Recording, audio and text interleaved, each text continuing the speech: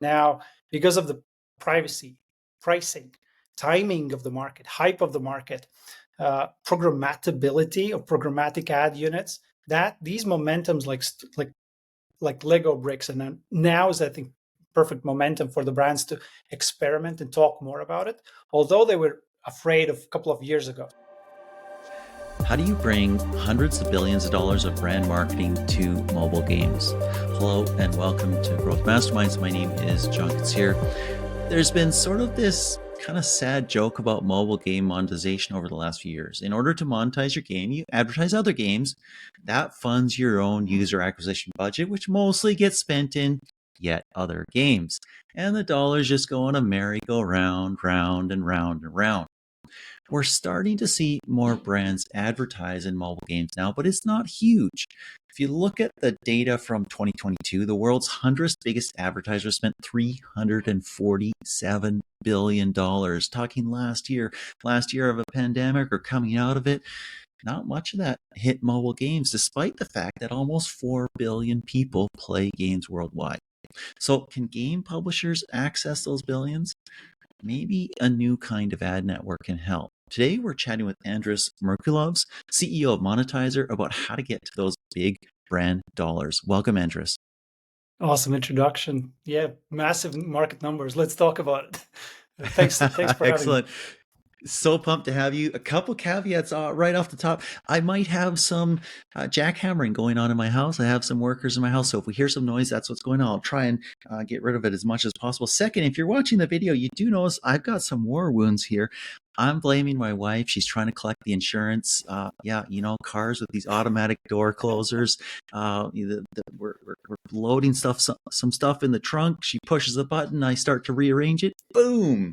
That did not feel good. So hopefully I'm all here still and I can have a good interview. Thank you so much for taking the time. Let's start big picture. What's the opportunity for games in brand advertising? Oh, as the privacy shifts, all the frontier and of the news, everyone, I think, in the publisher space are looking to diversify revenue streams what was been previously, and I think everyone's in free to play and casual, hybrid casual space are looking to diversify those revenue streams. So think about like how many games you have played, all listeners has played, and what's available on the market, and everyone's quite open-minded about this opportunity. So these 3 billion users, that's reachable. Are brands reaching that audience today? No. Hell no. And like television, like outdoor spot, like radio, that's above the line media. But gaming is not the media channel for the brands.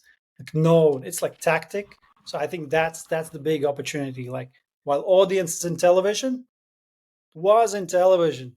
Good morning. No, so that's the big news, that brands have to switch this mindset, is that, hey, audience is not there anymore. Dollars are still there, so this redistribution has to happen. And I think publishers live in an excellent momentum in the timing, and the next couple of years will bring more ad dollars into the field. And yeah, happy to dive into that. So there's all these gamers out there, billions of gamers, and absolutely, hey, the brands want to reach them. They haven't reached them by and large in games. Why is that? Why has it been hard? What have the blockers been? Oh, so if we think about Monetizr has amazing advisors who launched brand ads in Activision Blizzard back in the day. So we've heard these stories from people who also invested in us, that, hey, we talked with the brands. That's an old idea to bring brands into the games. But the problems from like early days when desktop games consoles was just hard integration. That's very slow. 1 year to make integration slow. Nobody wants to do that. Okay, now then it's called sponsorship. Then it's esports sponsorship. How can you measure the return on ad spend? So also very difficult for that to happen. So all these shifts are slowing happening, but through when the apps were available and games were available, we know why performance advertisers used advertisements and games because you can measure everything through inside out attribution. Hey, the perfect media for that. And where is the consumer packaged goods company? You can buy, I don't know, toilet paper, but how can you measure all the cycle of buying? So it's very, very difficult. But now, since the market privacy wave is coming here, so CPMs might go down in the market. So game publishers are aware of that. So they're looking for what else, who else can bring ad dollars into the play. And now, as COVID also said, hey, here's another wave. Let's remember about how big was gaming. Let's look at that opportunity. And now, because of the privacy, pricing, timing of the market, hype of the market, programmatability of programmatic ad units, that these momentums like Lego bricks, and then now is, I think, perfect momentum for the brands to experiment and talk more about it, although they were afraid of a couple of years ago. So I think these are market big shifts and dynamics. Behind the scenes, what also happens is that, these basic ad units in gaming where banner, interstitial, rewarded video. So not a lot of opportunity for brand to tell authentic story, if you know what I mean. It's like if I'm a Coca-Cola or Gillette or any well-known consumer packaged good brands, it's not just like video and interstitial. These brands think beyond interrupting gamers. Like they think about how to authentically tell the story, and it's very difficult to do that in, first of all, 15 seconds. But if you interrupt the game flow, these mechanics, we're not playing to advantage to the brand. So they were playing in highly saturated market, competing for CPMs, and effectiveness was not able to reach. So multiply that, and now I think all these start to crumble, and then it shows bigger opportunities for the brands to measure the effectiveness. So I think that's why.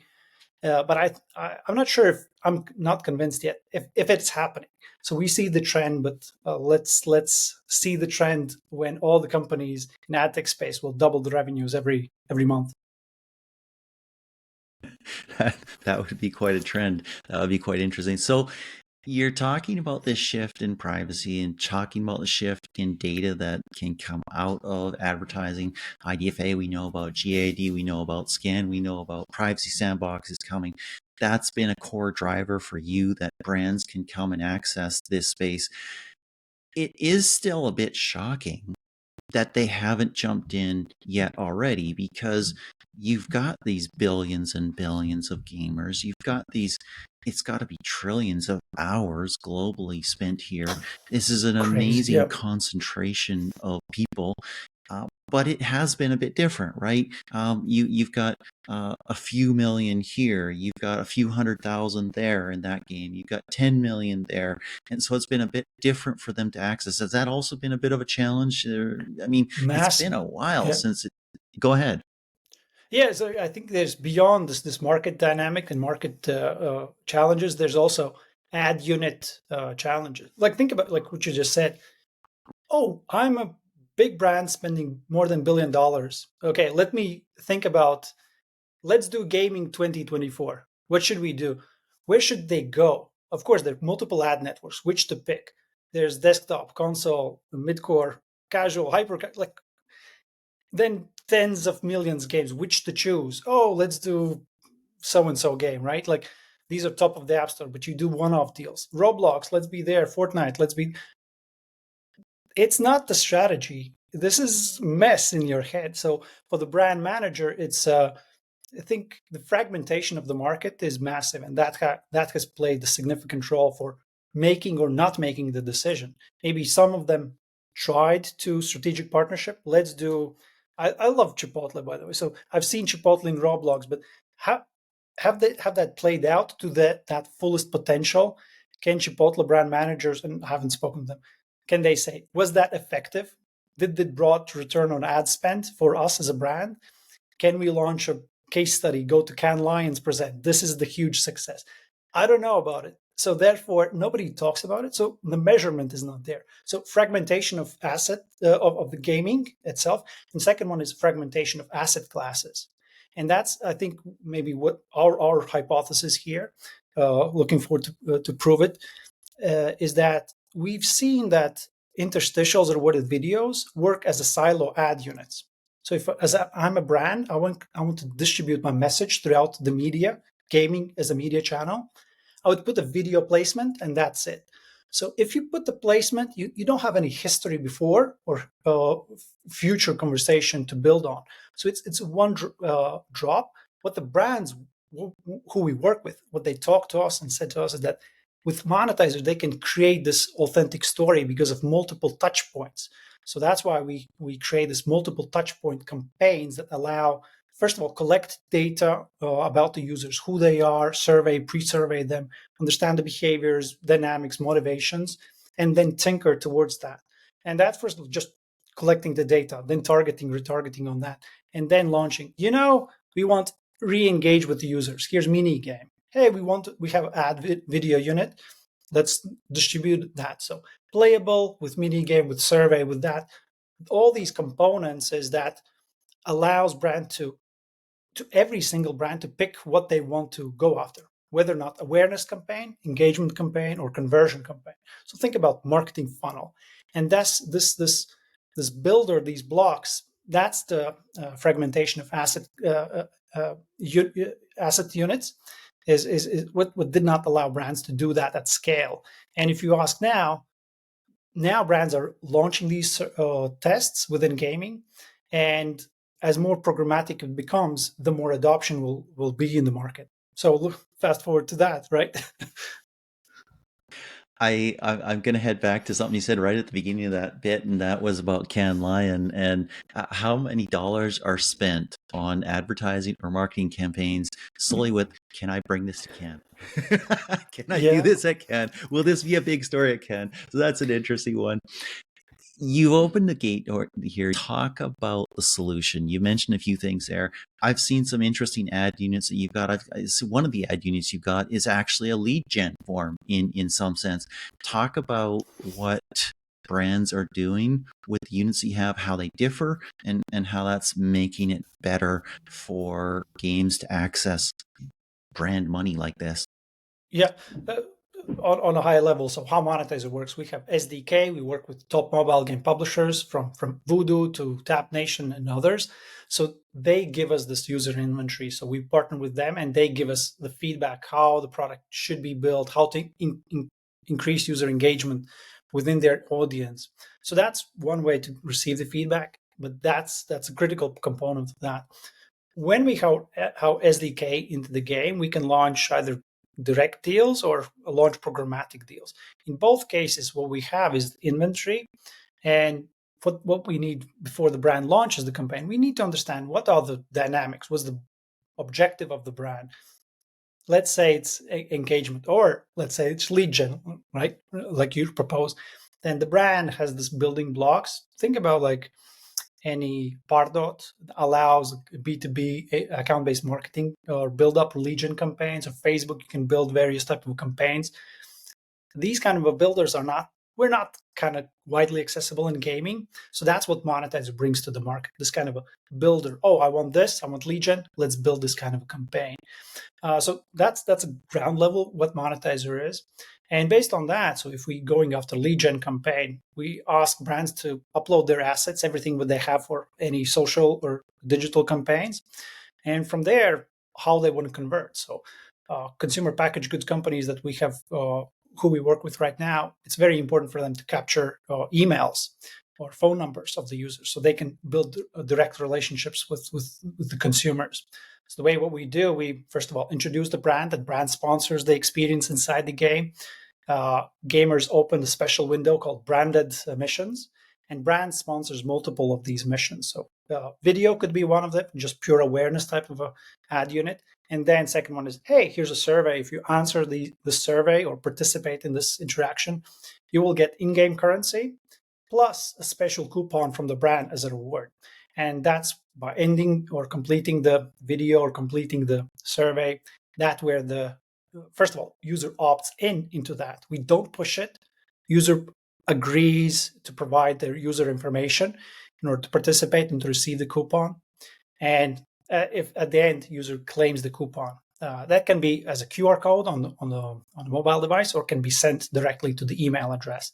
And from there, of course, it has to be integrated with a POS system if it's a store, if it's a QR code or a small checkout code, you can apply it during a checkout. So these are a couple of things how brands have worked through Monetizer with Monetizer campaigns. But we're still adding more new campaigns, and we'll see what will be other variants. So, for example, through Apple Pay or make purchase directly in the game, not capture email, but make a purchase right away and go to the store and to redeem the product. So that's what we're working right now as well. Super interesting. Super interesting. And you see all kinds of legislative framework, especially in Europe with Digital Markets Act, that could enable that in terms of what you're doing. You can also just pop open a web view right in the app. That is a really interesting tie-in. Now, you mentioned that it's opt-in. This is typically done on a rewarded basis, I'm guessing. That puts the onus on the game and the game publishers to make sure the reward is interesting enough, good enough in terms of the game for somebody to be even interested in it, correct?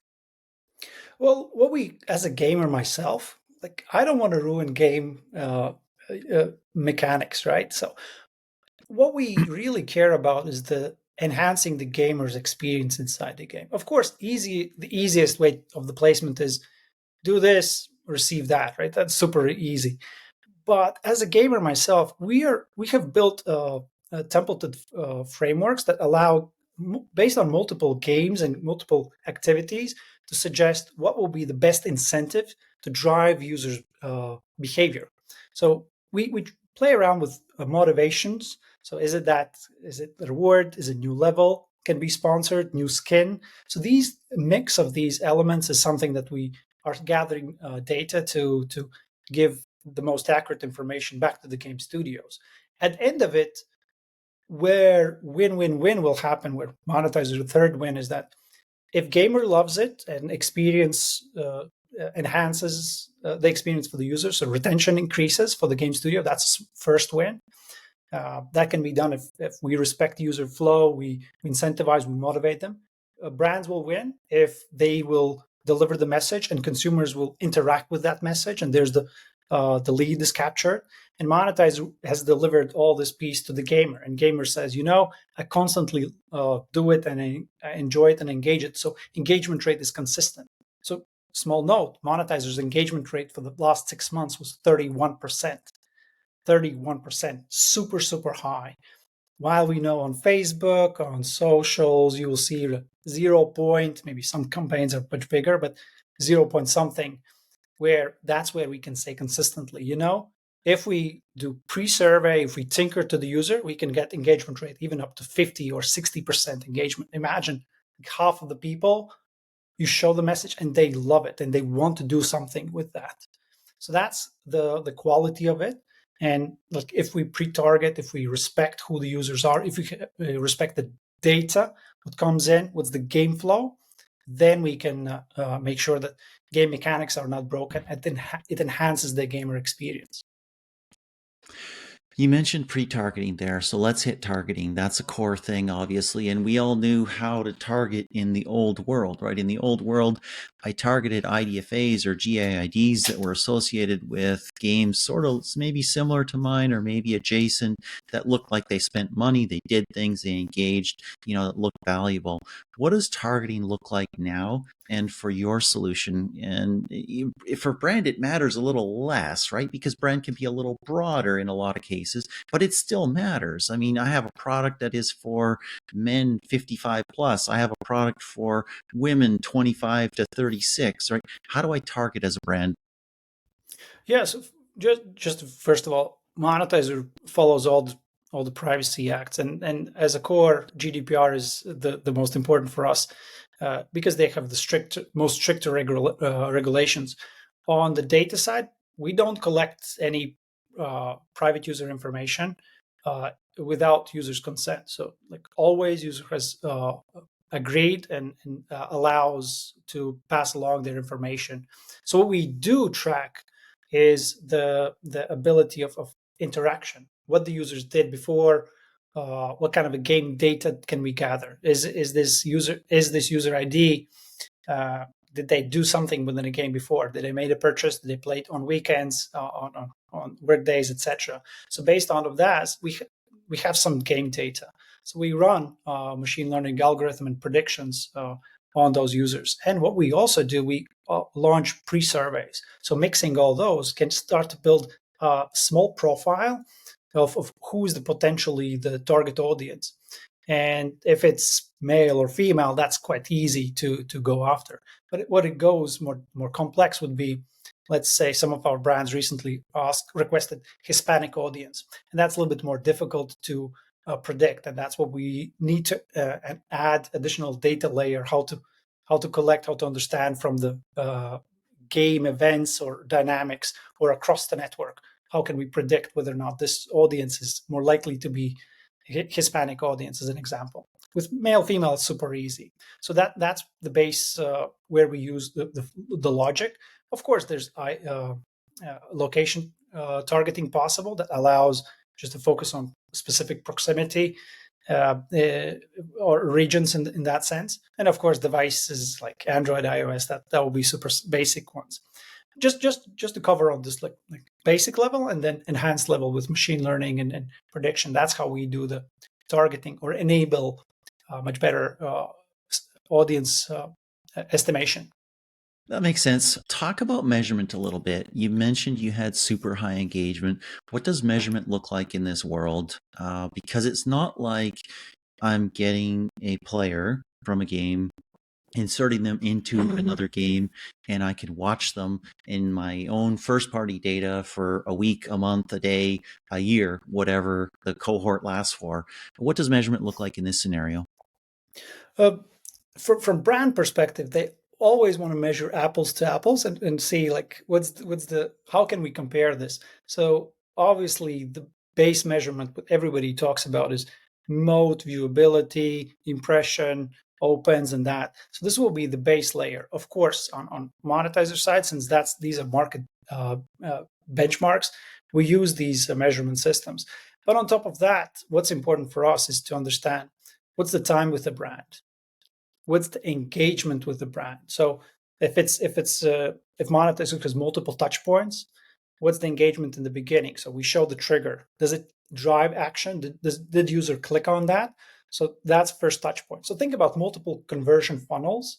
So first starts with a trigger, then user opens up monetizers brand admissions, and there's mini game. What's the interaction on that? So adding more multiples on that. So that's how we can build a product dynamic. Is it user more motivated to do something? Did the user go through all the branded events in the game or not? Or user stopped at the first one? And what we have behind the scenes is that, okay, the trigger did not work. Let's do base customization and automation. It's like, oh, red didn't work. Let's launch the blue or green and whatnot, or make adjustments of the GIFs or GIFs. So that's where the AI can play us. But right now we're doing it on a manual basis. But that's some of the kind of customization possible and how we look at the user flow within the system. Does it answer the question? Did I go into the measurement where you wanted? Yes, and I have the jackhammering going on I right hear now, him. so I'm going to go back on mute and I'm going to go back on mute in just a second.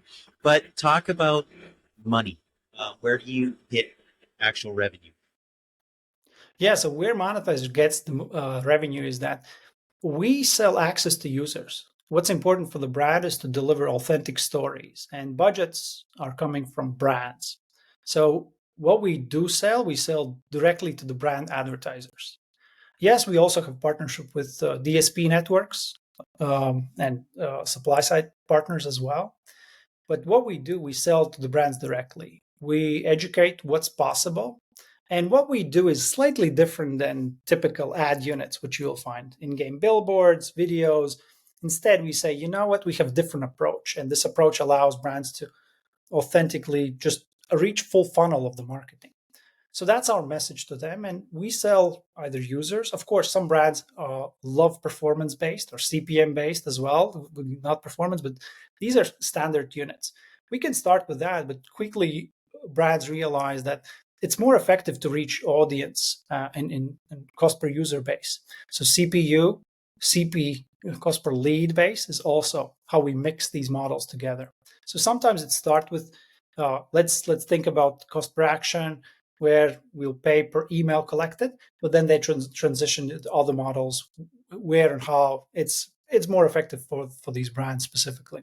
So that's how we make money as monetizers company. And I think for publishers, it actually helps them to diversify revenue this way further, because it's just like ad network, where we do the job of selling to the brands, finding the best brands in the world, showing the product metrics to these brands, and then getting money into our network. And that's where the possibility for the publishers is to diversify these revenue streams.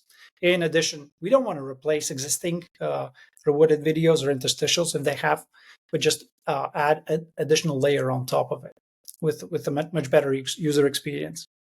The jackhammering continues, so I'm going to talk as little as possible and go back on mute as quickly as I can. You're doing a massive survey. You want to hit like a million people, I think. What are you learning so far? Who are you surveying, and what are you learning so far? So there's so much data about gamers. Oh, this and that, so and so plays games.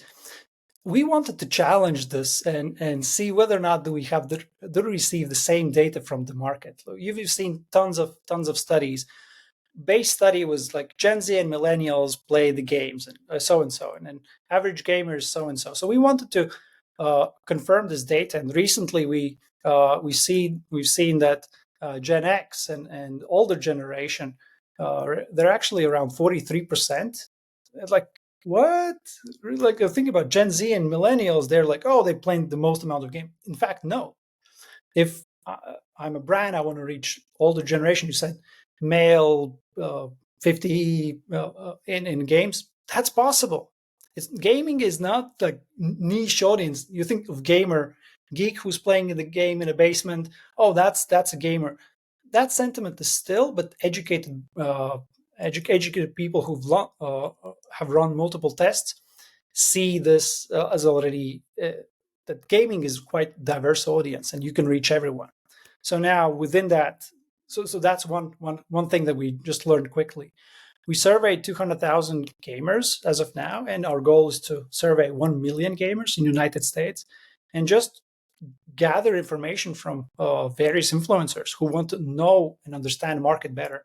So, in fact, if anyone's listening, please email us at Andris at themonetizer.com, and we'll definitely consider your question for adding to the surveys. So, age and gender was the first one, but then we dig into the hey, what kind of formats do you like in gaming?